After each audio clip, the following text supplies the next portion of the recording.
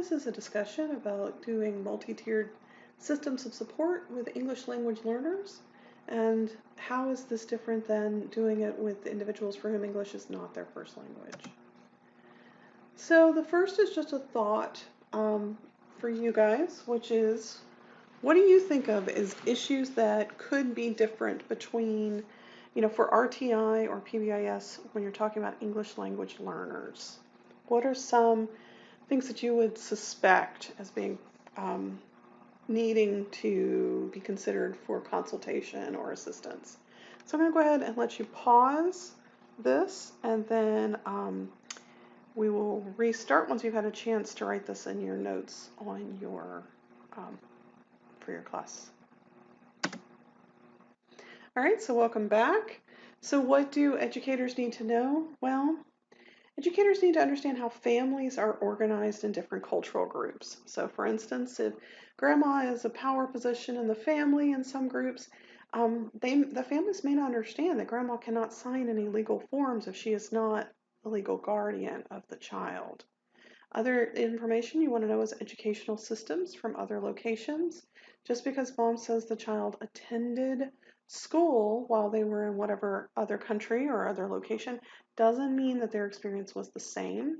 Sometimes this means that you're going to need to get a parent interview. Sometimes there's no school records, and you need to get a parent interview. What did the everyday look like? How did it differ? What are the materials that the children had access to? What did the other classmates look like? Was there a fee? That kind of thing. Identifying any kind of recent events that might cause distress to this particular child or their family. So it could be, for instance, that the child is an immigrant from another country, and there could be something happening in that other country that is very upsetting to the family, but was not a direct crisis for the family here in the United States. What are the languages spoken by the child? Remembering that English might be their third language. Always be aware of gestures and greetings and things like that. You would never want to do a hand gesture that is offensive in another country. And then finally, how do they feel about healthcare and psych services? Is diagnosing something like anxiety or depression, is that going to be a really big deal for them? Or even offering counseling services, it may have a large stigma attached to it. So educators, before they start casually using terms like that, they really should know more about the culture of the individual that they're working with. And so then, of course, the individual has their own culture, but so does every school. So one of the things that you want to start off with, remembering at any kind of systems level change or any kind of consultative change, you always want to go for the highest systems level to make that change in, so that it can affect the most people.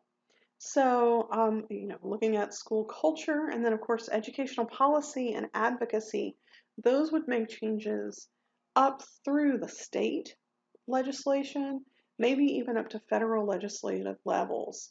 So first you have to identify what is the culture of your school or your state, etc. And then make sure that the school and the staff are aware of what kind of cultural issues. So if you'll notice over here, this particular wheel that's available, there are school culture and school climate surveys that you can conduct to find out what are the values of that school, and maybe then discussing how are those different than the values of the population that they're working with now, particularly if there are differences. Maybe something happened and the school was rezoned, something might have changed, and now you have a completely different set of needs for the population the school just may not even be aware of. So, and then finally, families. The families are part of the school culture. They need to know that they have the right to be engaged, that they have rights within the schools, and that they're welcome. And want to make sure that the interventions that are done in a way that are appropriate for kids, so that we rule out lack of educational opportunity or emotional problems or things like that, so that we don't over-identify diverse students as saying the problem is something within the child, when in fact it is something within the system. So just some PBS, positive behavioral support, considerations for English language learners. Kids who are English language learners are more likely to be targeted by bullies. We talked a little bit about the acculturation W. These recent immigrants may be more likely to be kind of looking through like they have mood swings or anxiety or depression. There is frequently a silent or mute period that goes through when entering in a new environment, and it may even be that the child speaks English as their first language, and this silent and mute period is not uncommon where you have a child move from one school to another. Remembering that some cultures are more about behaving well, and so if you have a competition-based classroom, then this particular child may not be as successful as if you had a cooperative based classroom.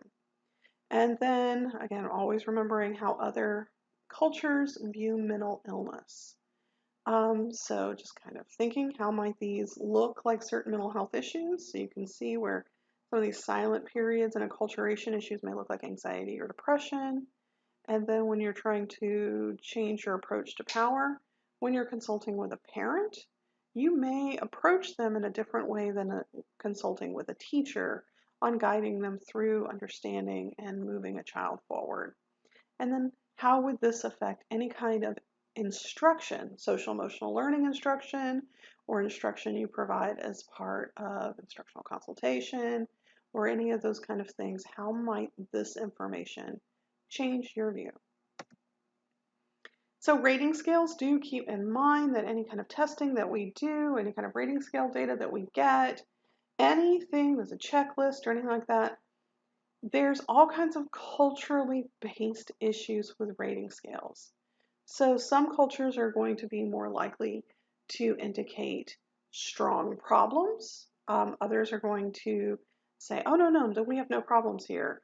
Even though they exist, they're not going to describe them as being a big deal. Some cultures are going to choose a middle stance, and others are going to be more likely to choose the extremes. So you have a scale of 1 to 5. For some cultures, a 3 might be an extreme issue, but they're not going to say, they'll never choose 4 or 5. And so it's really important that you keep these sort of things in mind. Sometimes with certain cultural groups, maybe a checklist is going to be better than a rating scale because they have to decide yes or no if it's problematic as opposed to this sort of idea of 1 to 5. Observation data.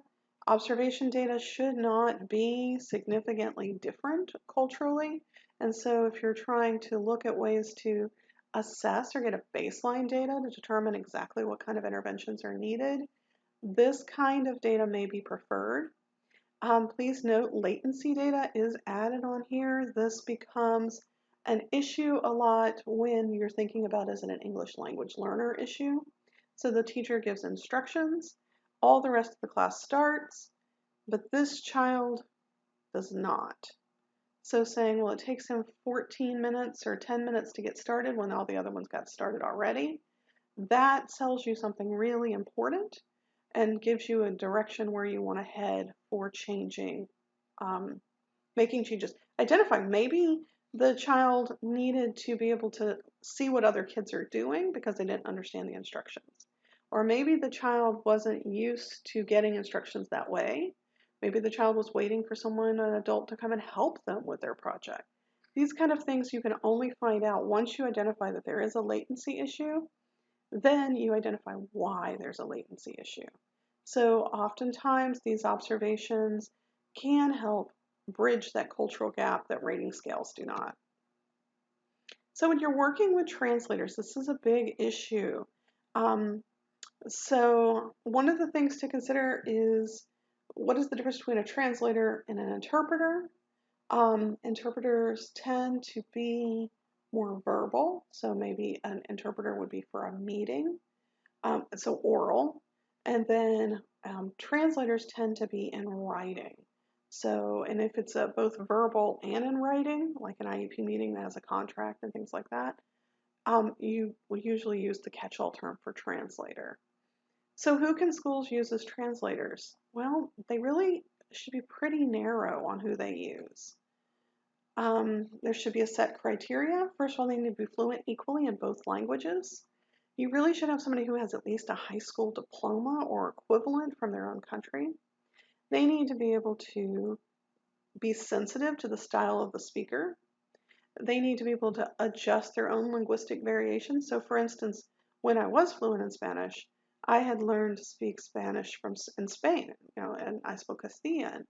And I had a very difficult time translating for meetings where the individuals spoke Puerto Rican Spanish, because in Puerto Rican Spanish, they tended to drop the endings of words, or they would substitute words for other words that I didn't know them.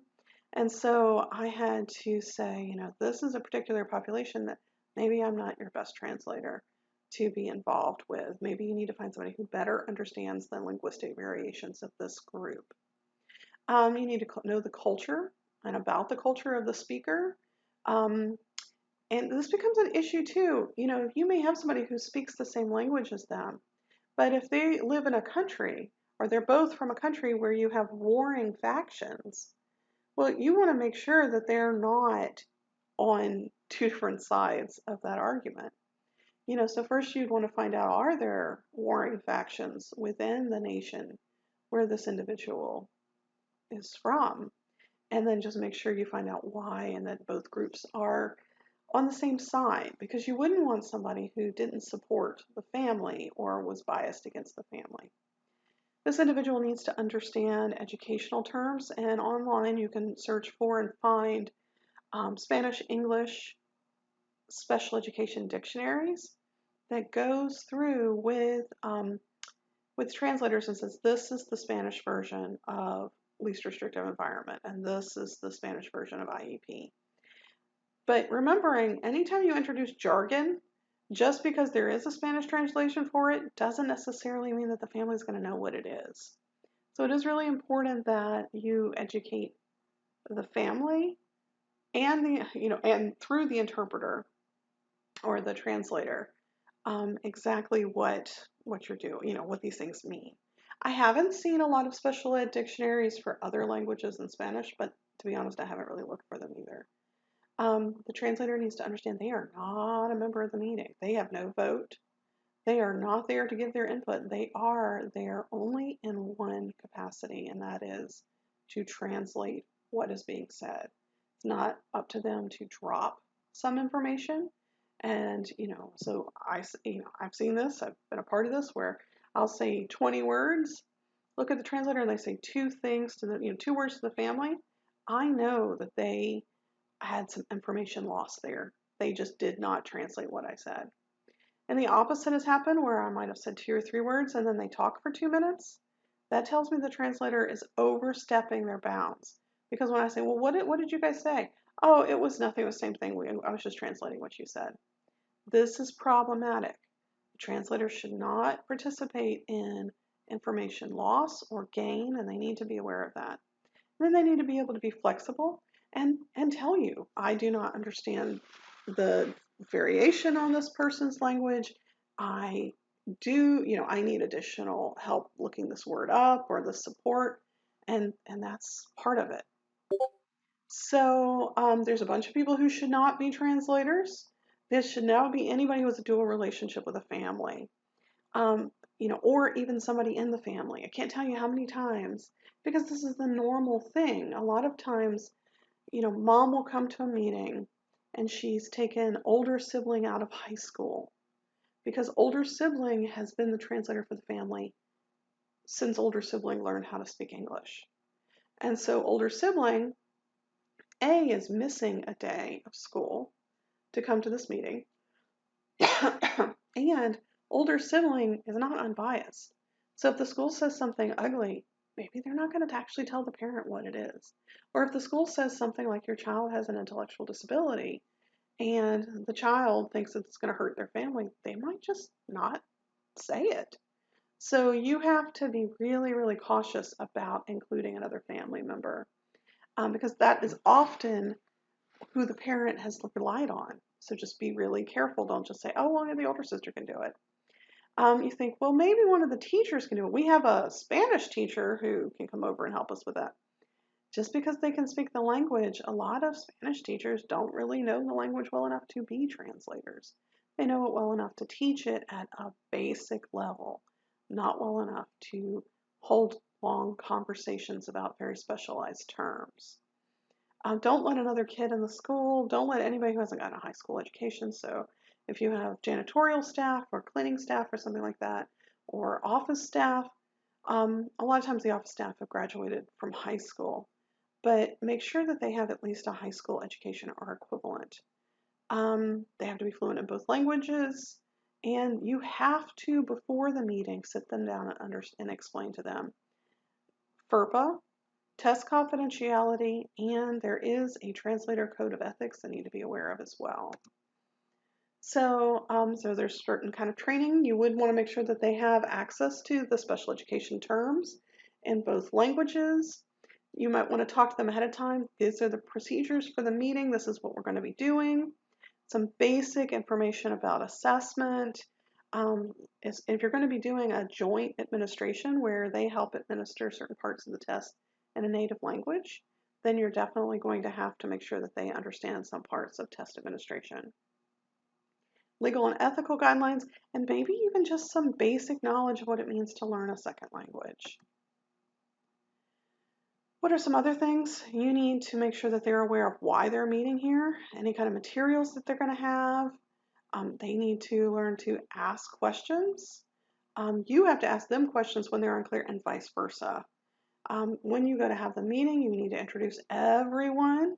It is their job to interpret every piece of information, not just the gist. They are supposed to translate it as you say it, which means on your end, do not talk for 4 minutes and then expect them to translate it. You should not talk for more than 2 sentences without stopping for a translation. They're supposed to remain neutral and confidential. You do have interpreter code of ethics. These are available. You can find them online anywhere and provide them to them. But it basically talks about confidentiality, lack of information loss and gain, and if there's any kind of fee that's decided up front, and any kind of additional study that they are required to do it. So when are you working with translators or interpreters? You should not be meeting the interpreter for the very first time at that meeting, because you should have had at least a half an hour to speak to them ahead of time and do some of this training with them. You can speak in short, simple sentences, use the least amount of jargon that you can while still using specific terms. Give them time to translate the messages, which means you should schedule any meeting that's going to have a translator in it to take at least 50% longer, if not 100% longer than you would without a translator. You need to stop and check for frequent understanding, and for the first 1 or 2 times you're using that translator, ideally you would have another person who speaks both languages so that they can make sure that that translator actually knows what they're doing. What are some more tips? Just speak naturally. This is the hardest one, which is you're supposed to be looking at the person you're talking to and not the translator. We tend to feel very comfortable talking or looking at the person we talk to. And in this case, you are talking at the translator, but you are talking to the client or the consultee. Make sure that you're really aware of nonverbal cues to find out, because they may not interrupt, but they may show that they don't understand something. Make sure that you have extra time. Make sure that you put in breaks as needed for you and the translator or the parent. When you go to administer any kind of test, if you work with a translator, the liability falls on you. So just be really, really cautious about the fact that you're the one administering the tests. You're the keeper of the protocol, even if they're helping with the process. Interventions for English language learners. So these are the kinds of things you have to think about in terms of multi-tiered systems of support. So what are the steps to consultation when you're working with diverse clients? Appraisal, they have to first trust you. If they don't trust you, what's the point? And then sometimes they're going to challenge you to find out, do you understand enough about who I am to help me? Do you understand enough about my problems to be able to be of any assistance? And once they feel like they've decided that you're trustworthy and that you're qualified to help them, only then will they start to open up to you. And then only once you've been working with them and you've developed that relationship will they commit to the process. And only once they're committed to the process do they believe in you and your skill set as being someone who can guide them. So don't just go in and think, oh, well, I'm just going to tell them what I think they need to do and then back off. Within a diverse consultee situation, you've got to, and by diverse consultee, this is anyone who's different from you. So this is cross-cultural consultation. Now, cross-cultural consultation can, of course, be I come from a different cultural group than my client, or I come from a different cultural group than my consultee, or any combination of those things. And so you have to remember when we're talking about steps of consultation, it's not me and the client. It's any of these things, any of these individuals. But particularly these steps has to do with the consulting. So what are some points you have to consider if the client is diverse? You have to be culturally sensitive. And you need to make sure the consultee is also culturally sensitive. You need to work with them to understand or better understand the systems in which this client works and help them to develop curriculum or multicultural educational opportunities that help the other kids in the class. Oh, Johnny's from, Guam. This is what that means to be Guamanian. What that means to be, from that culture. Where is that country? So in helping the child get acclimated into the setting, provide the other kids with an opportunity to see why he or she is a great addition to their class. So what are the breakdowns? When you're doing cultural competency work, you always have to know your own biases. You need to make sure that you understand the system and you have knowledge of the client as to how that maybe the client's background is going to conflict with the system's belief system. Then you need to make sure that anytime you're working with them, that they understand what you're doing. This is therapy, pre-therapy, but really pre-consultation as well, that they understand what the process is. So they come to you with a problem, let them know, I'm really excited we're going to get a chance to work together over the next few weeks. Here are the things I can help you with. Working with them, the hypothesizing needs to come from both sides, not just from you. Everybody has to believe that this is going to actually do anything. You need to actually discuss any kind of discomfort or resistance. In yourself, you want to analyze that. With the client or consultee, you might want to discuss it. And then try and make sure that you are listening to the other person's perspective.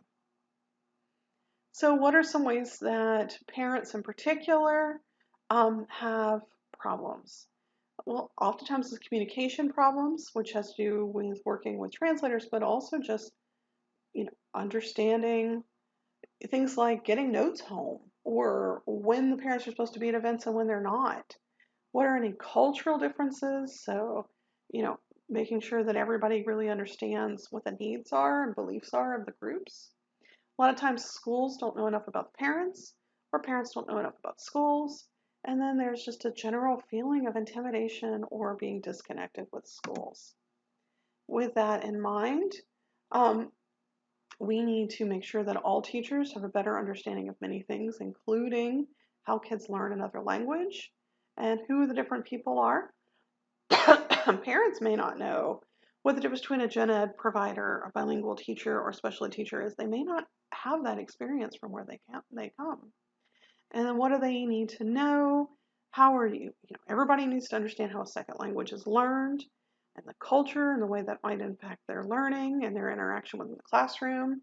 Some information about socioeconomics and how that might affect learning, and some cultural and linguistic learning styles, and that different children learn different ways based off of the way that their parents taught them from the very beginning.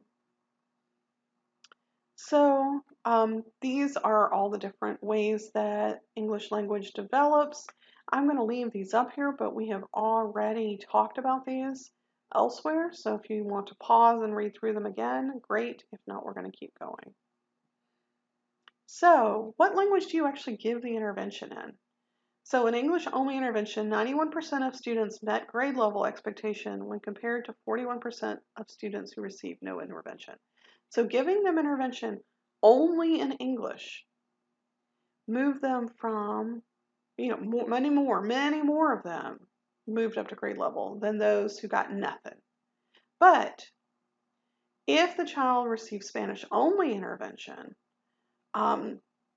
they did even better. So about 97% improved and met grade level. So ideally, you would meet and do the intervention in the language that the child is most fluent. But if you do it only in English, that also shows improvement. But, and this is one of the things I want to talk about for a second, and I'm sure I'll talk about it in a little bit. Whatever language you do the intervention in, that's the same language that you should do for progress monitoring. So you don't give a reading test in Spanish, do all your intervention in English, and then post-test them in Spanish. No, you test them in whatever language that you gave the intervention. So some other information about parents. One of the things that folks aren't really necessarily as aware of is that right now, people say, you'll hear teachers say things like, well, those black parents, they just don't come to the meetings, or the Hispanic parents, they don't come. They're not involved in our schools. And, then you'll have the really biased ones who'll say things like, well, they don't value education like we do. No, none of that is true. None of that is true. In fact, prior to desegregation, minority families were very active in their children's schooling. And then after desegregation, they stopped feeling welcome. This picture of this child and many others like it make me think so often about it took 3 grown men, and on the other side of that, you have all of these white parents spitting and angry about the fact that this child is attending school. This little girl, when I first took my daughter to school, my husband and I took her to school. We were there. We were able to drop her off. We met her teachers. We were involved. We became a really active part of her school. We didn't need police to help us get in. We didn't need anything. We felt welcome from the very beginning. This child, struggled and didn't feel welcome, but neither did their family. Their family's not here. Their family isn't here. And in fact, the adults that this child is seeing is saying, you're not welcome. So when this child grows up, and I can't speak specifically for this individual child, but as a child grows up in an environment like this, it would be very difficult for them to feel welcome for their kids to go as parents in schools.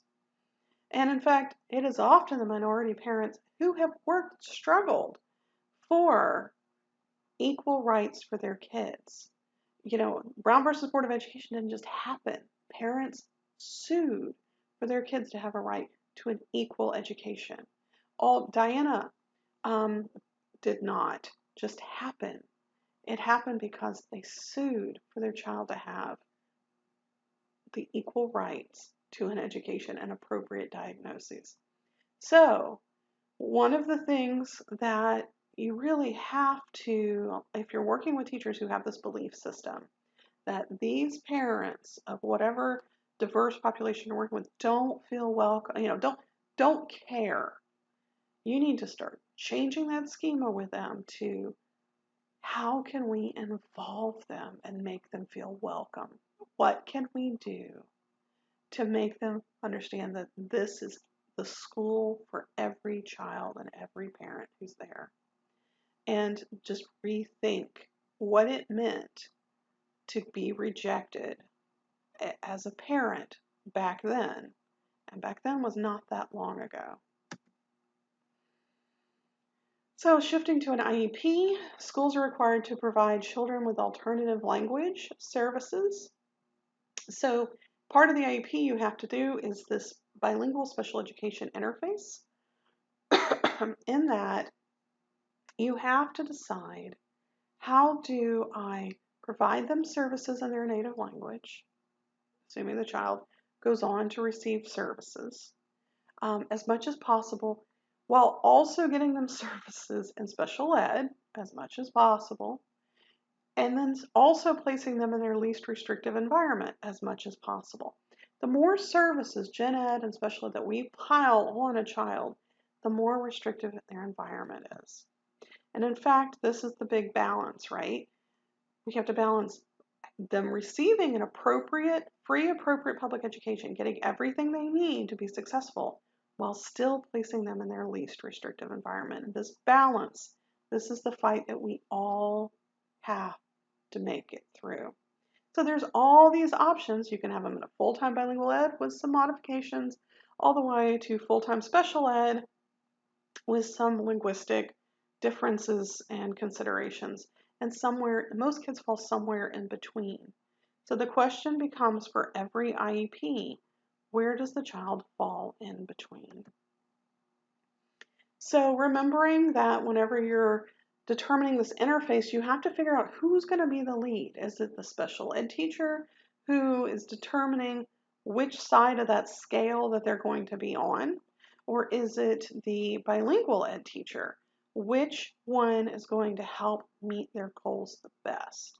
And then through each of these, you have to decide, is it bilingual ed that's going to meet this goal? Is it, when we use the curriculum materials, who's going to decide where those materials are coming from? What are we doing? And how are we doing it for each of these areas? And then when working with parents whose children are in special ed, Beth Harry asked Hispanic families, do you have child's papers? And they all had them. They all had a copy of their child's AAP, but not one of them knew what it was. So the schools absolutely gave them to the parents, and the parents absolutely kept it because they knew it was important, but nobody had taken the time to tell them what it was. And the parents wanted to know. They wanted to know, what are these forms, particularly report cards and IEPs, but they had no idea because they couldn't understand them. And when parents knew what an IEP was, so they knew this is the contract that tells my kid what special services to get, more than half of the parents had no idea what those actual services were. So it lies to us to make sure, if we want parents to feel included in each step of this process, we have to be involved in making sure going that extra mile. So just some final thoughts, remembering that any kind of assessment or meeting where the person is not English dominant is going to take 2 to 3 times longer. Just schedule it. Make sure that it's in your head that this is something that's going to take a lot more time. That when you're making diagnostic decisions, it's all about the preponderance of the evidence. What data do I have from multiple sources? I can't just use tests like I used to in the past. And then make sure that parents and families are part of this crucial role. When I was a school psychologist, bilingual school psychologist, I would go to them. I would go to where they lived and meet with them after school hours, at wherever they were, because they couldn't come to me. All right, just because that's how I made them feel like I valued them and their participation. And then there's just this final thought, which is people talk about cultural differences, but there's not a single cultural group that doesn't love their kids. All cultures love their kids. At the foundation, they see the children are what comes next for them, and that they themselves were children once. And so when you feel like, I'm fighting mom to do this thing, I can't get mom to do what I want, just remember, at the core, you love the kids, and so does the parent. You have to use that sometimes as the basis from which you guys can both work together. So I hope this was a helpful presentation in terms of how to match services, multi-tiered systems of support from RTI and PBIS, all the way through to special education services.